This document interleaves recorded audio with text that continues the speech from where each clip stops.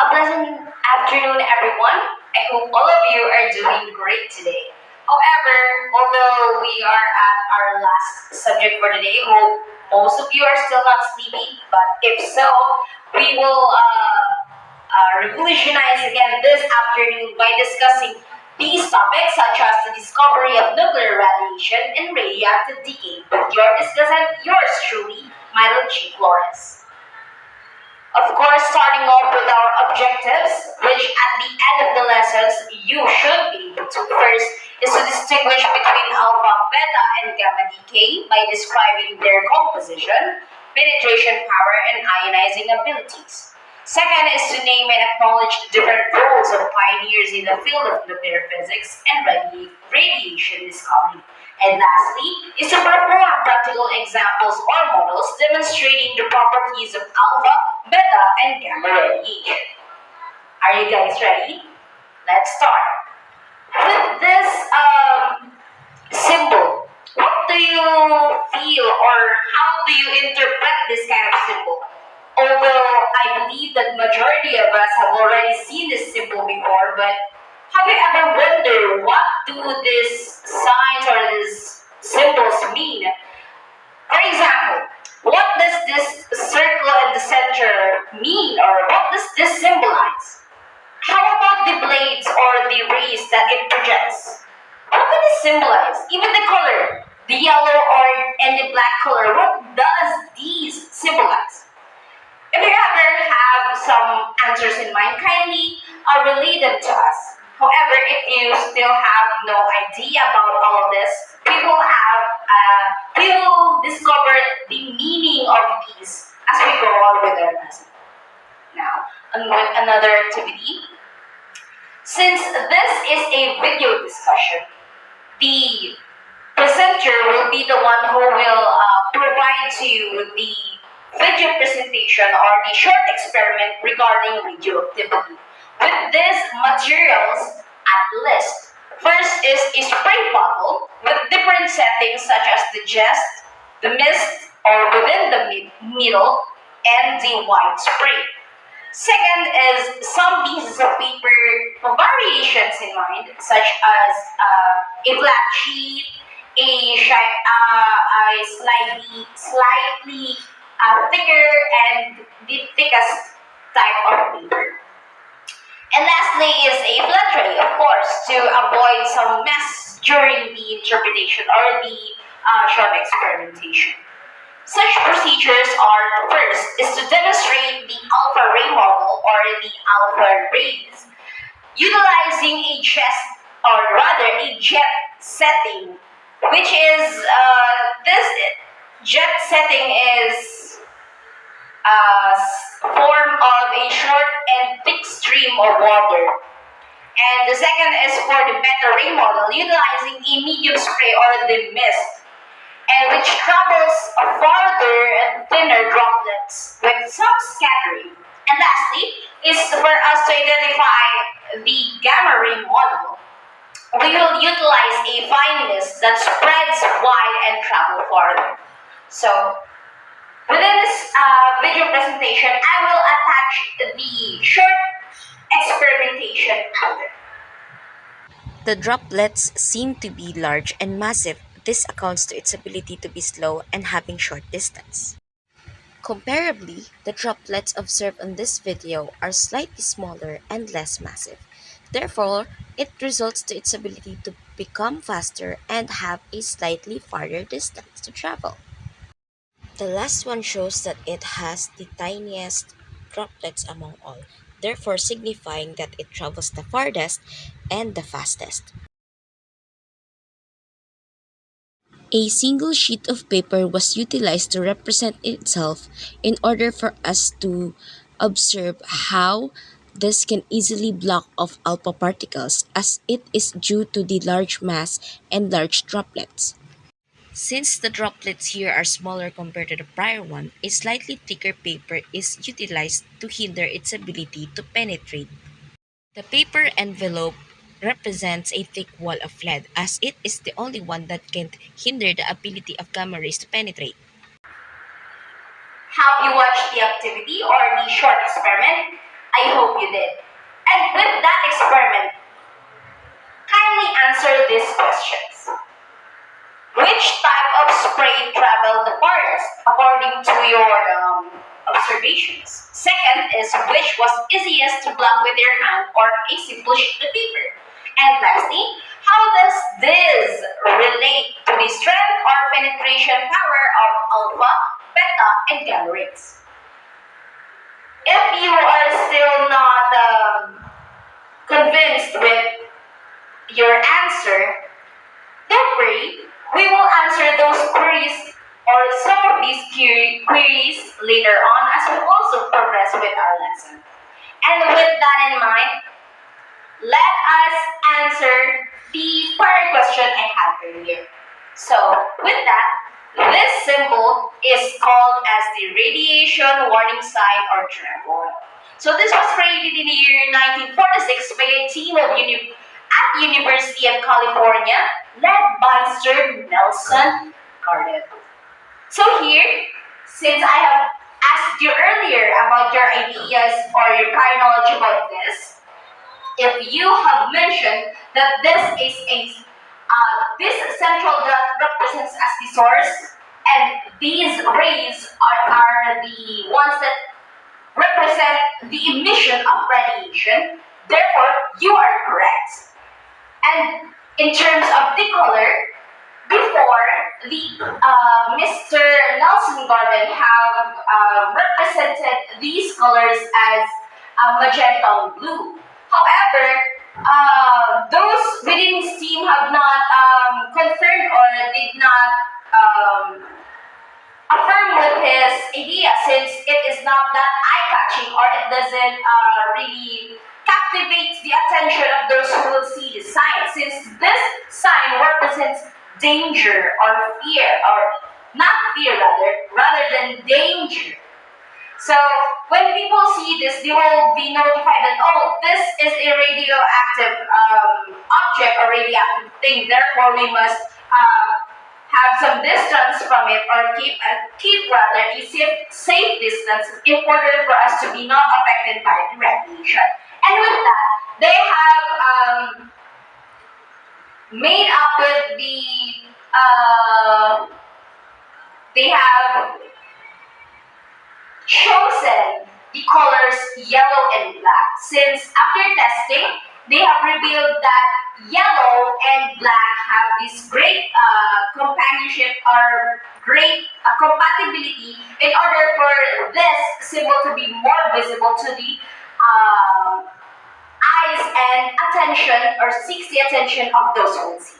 So now we know what this symbol means. So when you see this, be sure to get far from that object since that is very radioactive. And with that, let us discuss nuclear radiation. It is said that nuclear radiation occurs when the nucleus within the atom containing the protons and the neutrons becomes, imbalanced. When these protons and neutrons become an imbalance, this causes the nucleus within the atom to be unstable. So this instability happens, of course, when the nucleus or the rather called as the parent nucleus of the atom releases its when it gets unstable, it releases pieces of self outwards since it is unstable, so it wants to be stable, right? So it spews out pieces of itself in forms of particles and energy. And this spewed out energy or emitted energy are called as daughter nucleus. So this is through the process of radioactive decay, a type of nuclear reaction, in order to become stable. So these atoms made or these unstable atoms are now called as radioisotopes or the radioactive atom. And with that, this released energy constitutes ionizing radiation, which has enough energy to remove or give off these electrons from other atoms called ionization. So that is the process, leading to the chemical changes. These chemical changes represents examples of it affects the cells, the tissues within our body if we are at the presence of radiation or radioactive activity, since it kills the cells, the tissues, and causes somehow cancer. So we better be attentive with this radioactive activity. This radiation can manifest as high energy particles such as the alpha and beta particles, or the other part or another type of nuclear radiation such as an electromagnetic wave. Example is the gamma ray. And with that, since we are now acknowledge, or we have acknowledged what is nuclear radiation and what is the concept behind it, let us now know who were the ones who have identified this concept. Who should we thank for this discovery? These are the pioneers in nuclear radiation discovery, starting off with Wilhelm Conrad Röntgen in the year 1895. It was said that during his usual experiments, along with his co-scientists and those that experimented before, they have seen that, like to his various experiments, in applying current rather to different vacuum tubes. He then discovered that despite covering one in a screen to block the light, there was a hindrance or a block with the vacuum tube. Although there was the presence of that, he had noticed that the light was penetrating within the blockage. So he noticed that these rays penetrating through is to react with the barium solution on a screen he placed nearby. So that emission or the rays penetrating showcase within the barium solution on the screen. And with that, he was so captivated that he took a photo, the first photo utilizing that discovery. He had made his wife's hand as a model in order for him to see how this rays showcase. No? So with that, he was so fascinated that these rays showed images of not only his wife's hand, but also it penetrated within as it showed the bones or the skeletal structure of the hand of his wife. And with these rays, he named them X-rays, also signifying as the unknown, in which we still utilize as the term as of today, X-rays. It was also said by him that it seemed at the first a new kind of invisible light, which is true. It was clearly something new, something unrecorded. He was so fascinated by that. Well, thanks to him, we are now being aided by X-rays. Thank you, Sir Conrad. And another one is Henry Becquerel in the year 1896. Here, he had experimented through the utilization of an ore which is called a potassium uranyl sulfate, which he exposed to the sunlight. He have made a assemble of this, which he covered with a black paper, the photo paper within, with that he had encapsulated it and put this ore over that assemble. He believed that the uranium rather, or the other term for potassium uranyl sulfate, absorbs the sun energy and then emitted as X-rays. So he conducted this experiment in order for him to further deepen his knowledge about these X-rays, which was just recently discovered by Mr. Röntgen. And by then, unfortunately, his hypothesis was proved on the date of 26th to 27th of February, since it failed. Due to the unfavorable weather, there were our task within Paris, the cloudy sun, so there were no visible sunlight penetrating through the clouds. However, he still set it up assembly out. Still managed to cover the what is this called? The photo paper with the ore over it, and then he slid it under his desk. However, as time went by, he remembered this setup and he wanted to try again if it will be, if this time it will work since at that day it was sunny and he wanted to try it again. However, when he had tried this, when he was about to try this experiment again, he was shocked. To his surprise, without even the exposure of sunlight, he saw that this uranium or this ore projected a picture on the photographic paper without even the exposure of sunlight. Therefore, he concluded that uranium, without even the external source of energy, such as the sun, still projected these so-called X-ray visions or X-ray images. So that is how he discovered this radioactivity, which then he called as Becquerel rays, of course named after him, which led him to announce such discovery to the Academy rather of Sciences in Paris after she discovered the radioactive properties of uranium. Such a discovery. And with that, although since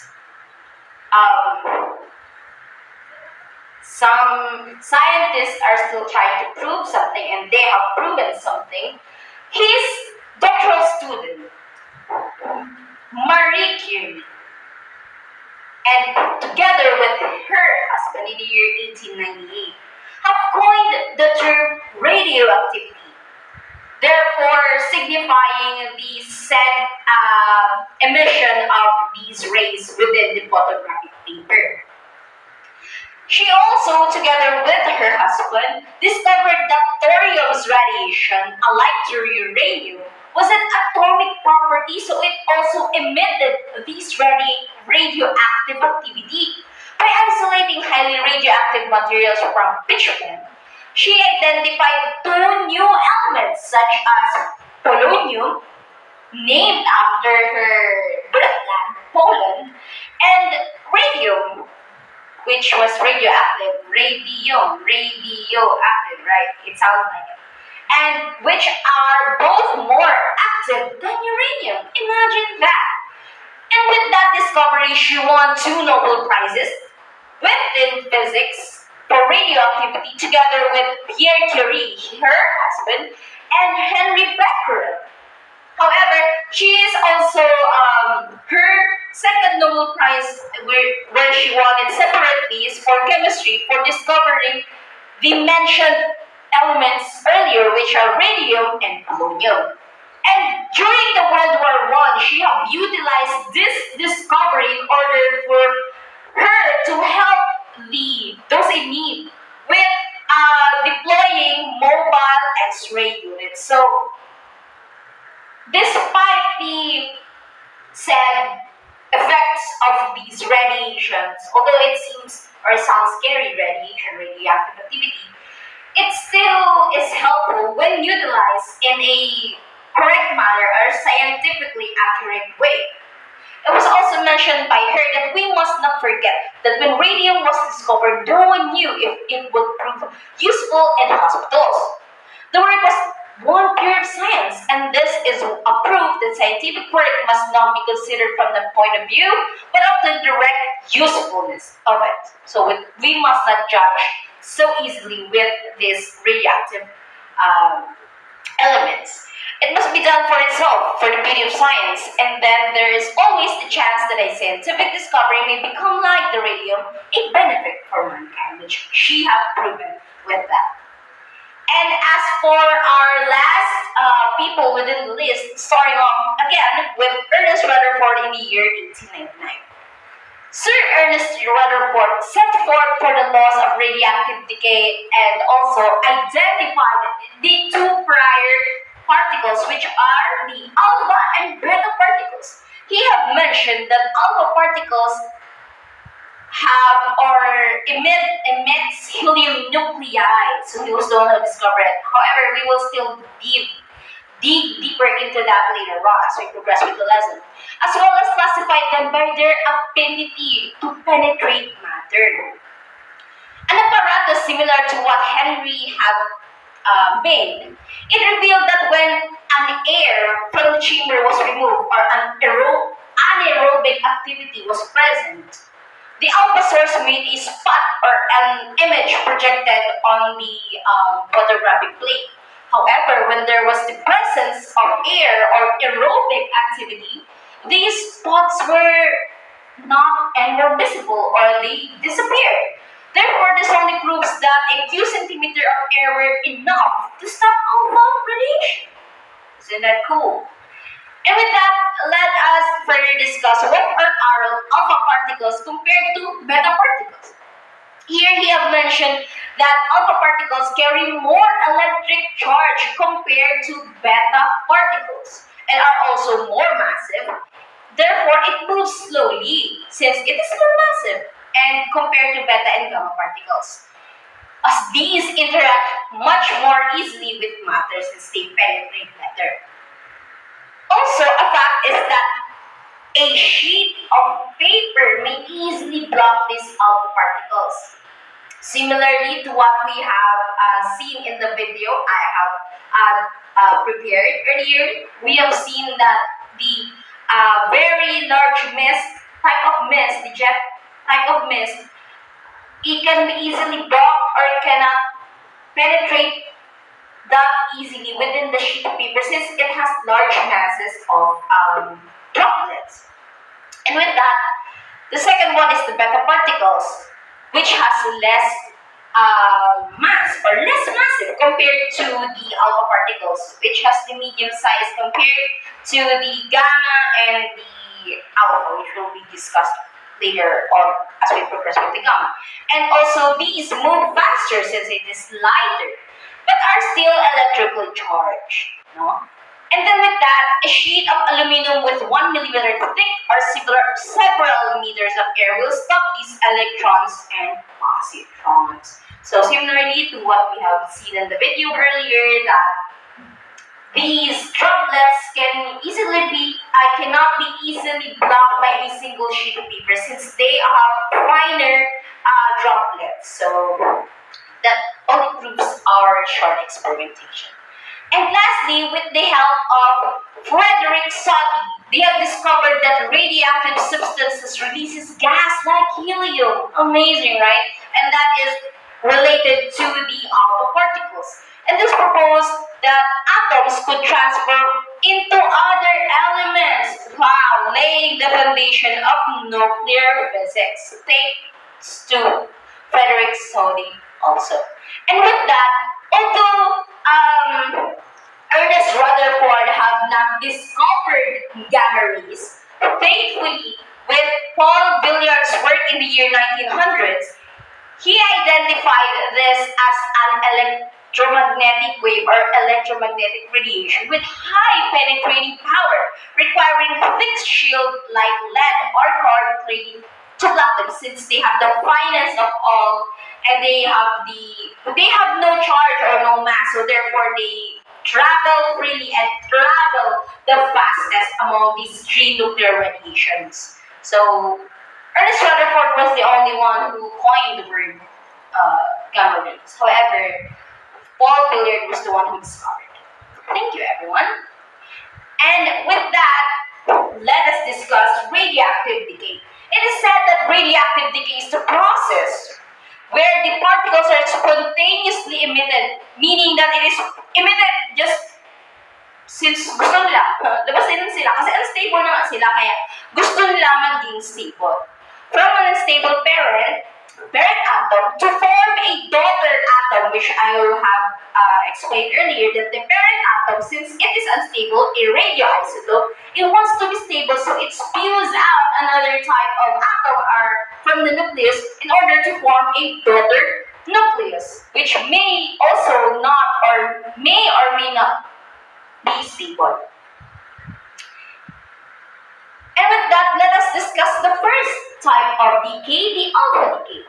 It is said that this is the most active, and this is the type of decay which is the least penetrating, most massive, and the one that has the highest electric charge.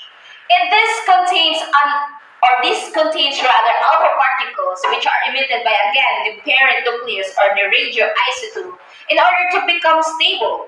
As this occurs when a helium nucleus. We all know that the helium nucleus contains two protons and two neutrons. The proton is the atomic number, and the four resembles here. This one rather resembles the mass number, since two protons plus two neutrons equivalents to four as the mass number. Okay. The reason why helium is the one being emitted as it is very stable or highly stable. So that is the reason why this is the type of element being spewed out by the daughter nucleus. And since the daughter nucleus has now less particles and is smaller, it is now a factor that lets the stronger nuclear force, the one that allows it to be compacted, to keep the nucleus compacted. However, this is not always the case, especially if there is still no proton and neutron stability. If they are still not stable or they are still imbalanced, there will still be no there will it will still be a radioisotope, and it will continuously undergo the process of such alpha decay. And with that, let us observe this equation where Z of the where this Za, the atomic number or the protons and the atomic mass combine the protons and neutrons, and this X resembles the parent nucleus, whereas it will become the daughter nucleus, which is when we what do you call this? We subtract the given mass number with the prior mass number of the parent nucleus. We therefore conclude, or we therefore get the we therefore get the mass number of the daughter nucleus. And with that, we do the same with the protons or the atomic number, which we subtract the atomic number or the proton of the parent nucleus with the helium, and therefore we get the subtracted value of the atomic number and the mass number, meaning we get the value of the daughter nucleus. Think this as an example. Here is the parent nucleus, which is the uranium. When it undergoes alpha decay, it happens here. Although there is no symbol, it happens there, the alpha decay. And this is the radio or the daughter isotope or the daughter nucleus. Although it is still not identified, we can easily identify it by undergoing such process, in which given here is the emitted nucleus or emitted atom, the helium. We subtract the parent nucleus's mass number with 4. 238 minus 4 is equivalent to 234, and which this is. And we also subtract the parent nucleus's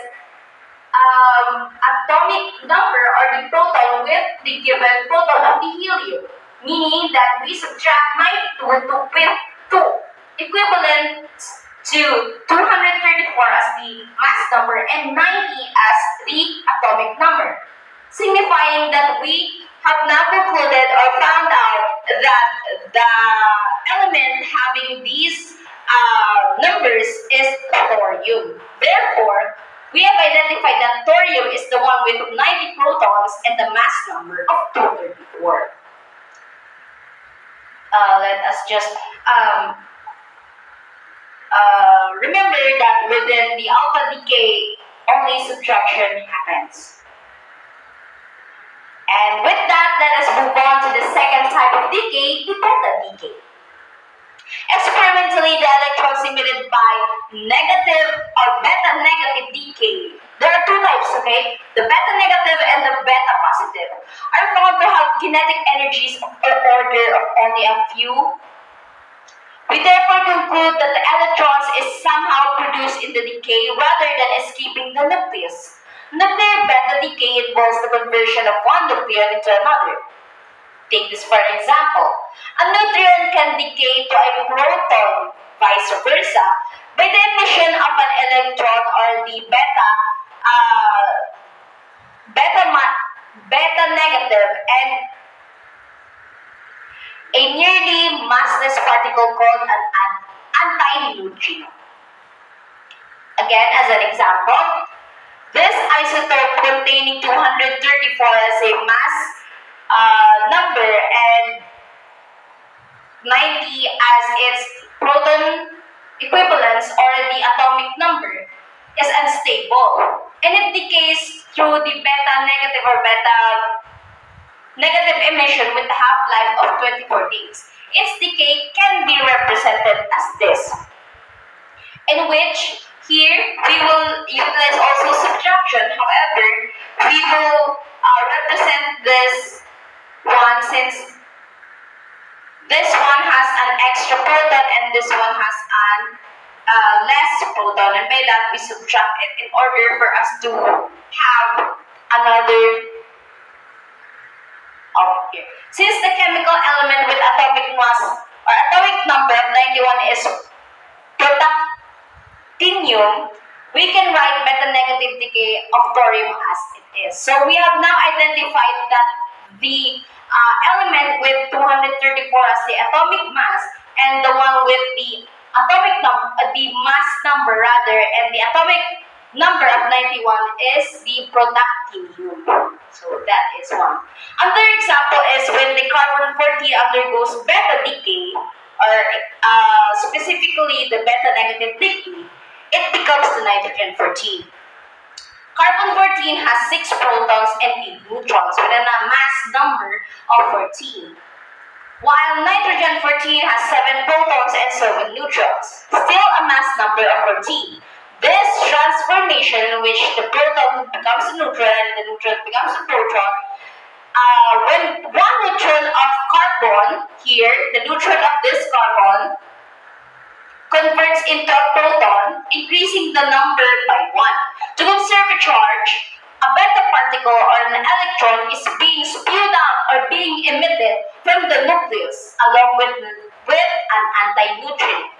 The overall mass rather remains unchanged, but the element changes due to the shift of proton count. And here we have noticed that the carbon-14, once it undergoed or it went under the beta-negative decay, it became the nitrogen-14, in which it has the atomic number of 7. Another reverse process is also possible. A proton can decay to a neutron by the emission of a positron. So the positron is the opposite or the rather twin or other twin of electrons. Since positron occurs with beta positive decay and is nearly massless to particle called as neutrino, the opposite of the other one, which is the antineutrino. So positron is defined as the one being emitted with the neutrino beam. And the neutron remains in the nucleus alike to the beta-negative decay. The positron does not precede the decay, but it is produced in the decay. For an isolated rather proton, this process is impossible.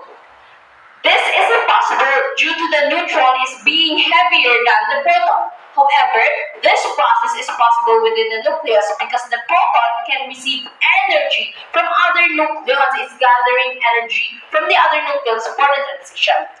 Take this as an example.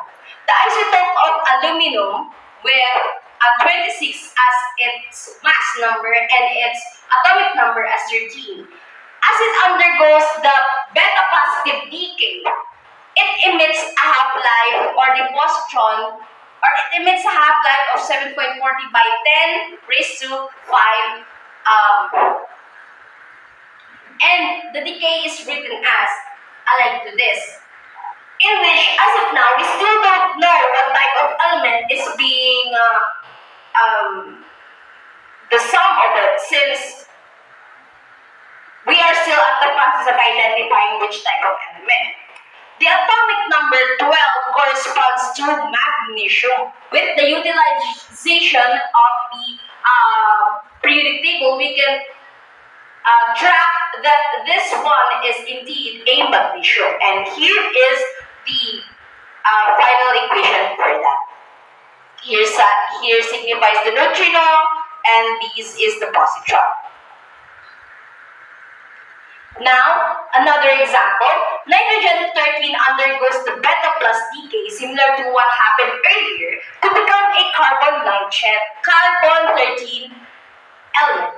The nitrogen 13 has 7 protons and 6 neutrons.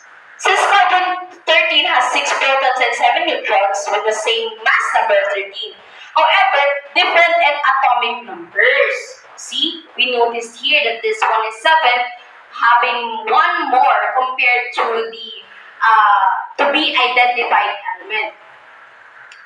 Although it is somehow similar to the beta-negative process, in which this one is the opposite. The first one is we subtract it, and with this we add one element in order for it to reach the daughter nucleus.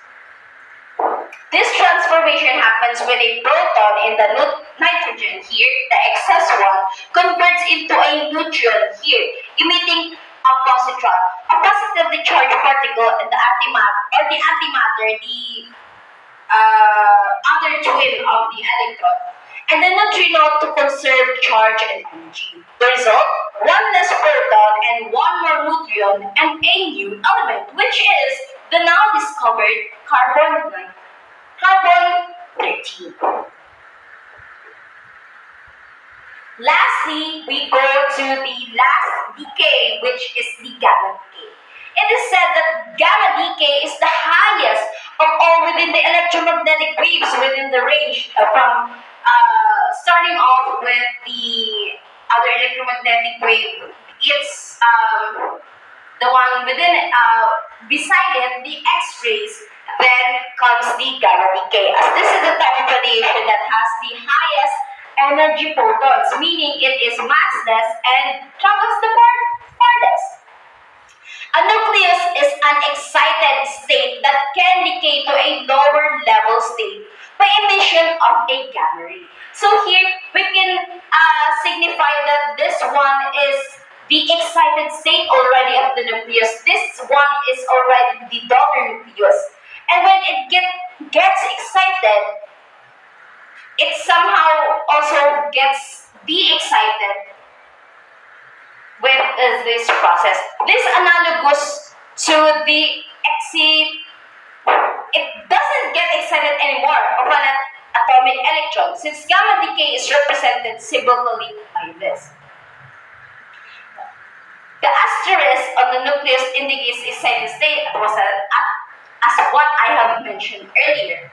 And the gamma decay, neither the atomic number nor the mass number changes. Take note, the atomic number, neither the mass number number changes. So the type of nucleus does not change.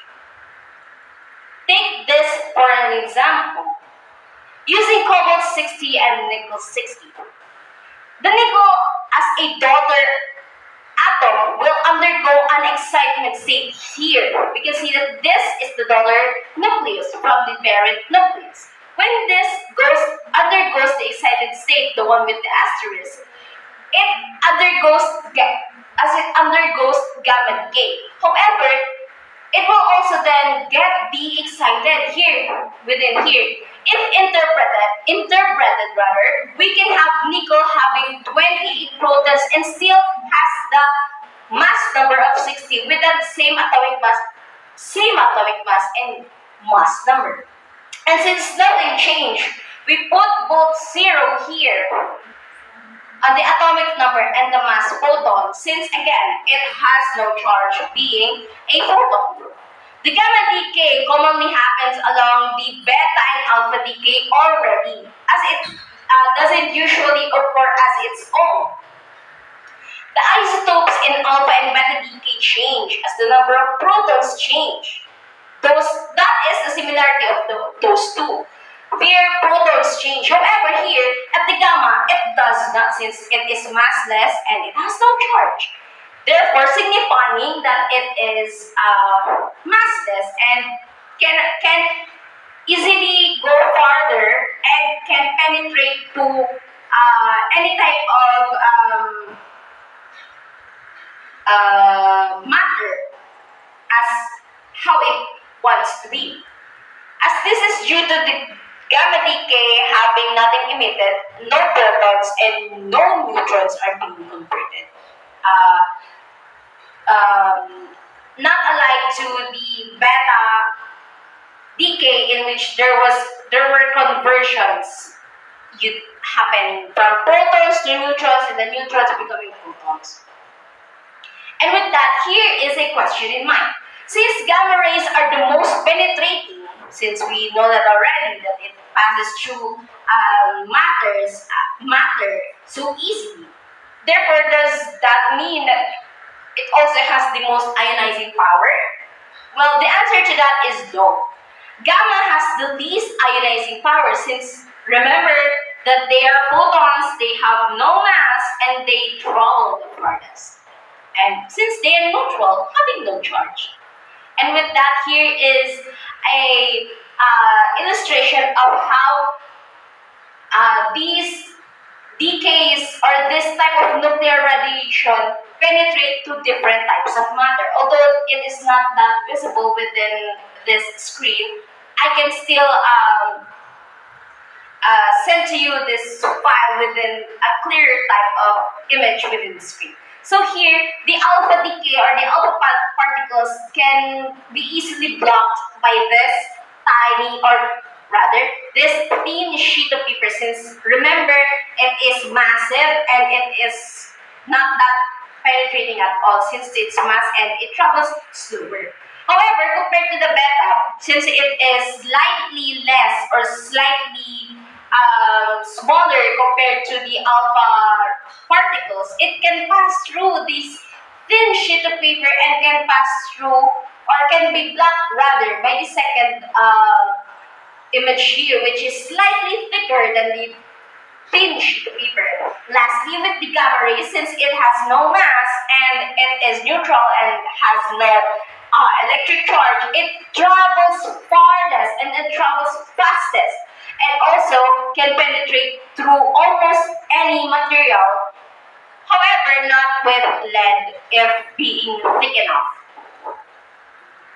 So another is an illustration in which we have input all of the summarization of the differences in terms of composition, emission, charge, speed, size or mass, and penetration power of these different radioactive emissions or these nuclear radiations. Starting off with the alpha, its composition has 2 protons and 2 neutrons.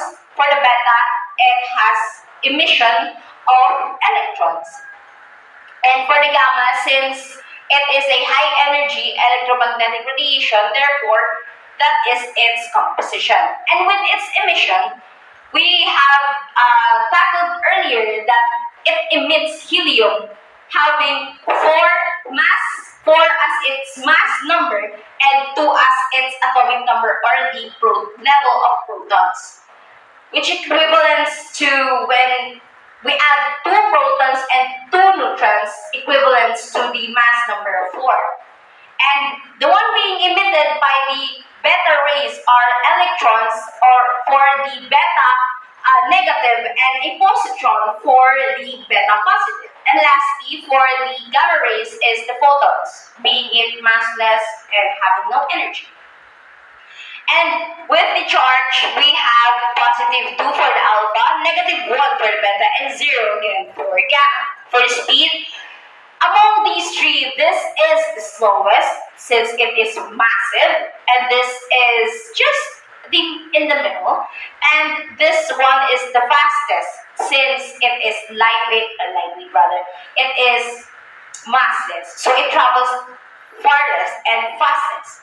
And with the size or mass, this one again is the most massive, the less massive, and the least massive having no mass.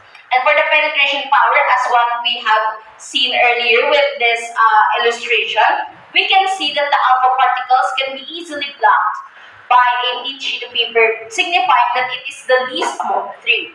And the second would be the beta having average, which can be blocked by the second picture here, or just an aluminum sheet of paper.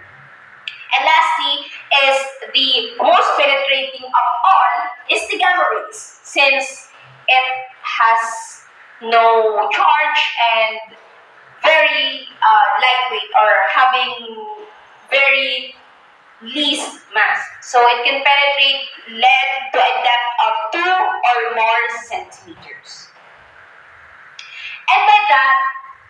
And by that ideas and lessons we have learned, we have identified that radioactivity is indeed somehow helpful to us and also not that beneficial since it is truly harmful. However, it can be notified that this radioactivity can be found almost anywhere with our with the rocks, other elements, and even our local things within our community. And by that, since prior to what we have gained or the knowledge that we have now, since we know now the possible effects of this radioactive activity, we must acknowledge the minds of our pioneers since they were the ones being exposed to these radioactive elements. And with that, since they do not have any idea or they do not have that further knowledge about this element since there were no electronics back then or no advancements back then. Unlike the Miss Marie Curie. Back then, when she was experimenting, she always held these ores containing uranium, radium, and thorium. She always held it by her hand, and she kept it everywhere since she was so fascinated with it. She always studies about it. However, as time went by, she did not know that this element is slowly deteriorating her health since it is radioactive. In the year 1938, unfortunately, due to that exposure to radioactive activity, she passed away through the reason of aplastic anemia, in which she had an enormous amount of radiation absorbed by her body, or so-called the radiation dose. Although it was not exposed of how much dose she contained within her body, it can still be signified that she had immense amounts of radiation within her body since majority of her things, even her books, her papers, her cookbooks, are still, as of today, is radioactive or highly radioactive. It was also notified that even her remains are still radioactive as of now, since it is barricaded or being kept within a thick wall or thick walls of lead, in which we can infer, we have inferred earlier that only the gamma rays are being held back down by these thick layers or thick walls of lead. So, thanks to these pioneers, which have given most of their time, their energy, even their life for the discovery in which we have now gained knowledge about, and we are acknowledging the dangers and, of course, the benefits of radioactive activity once utilized responsibly.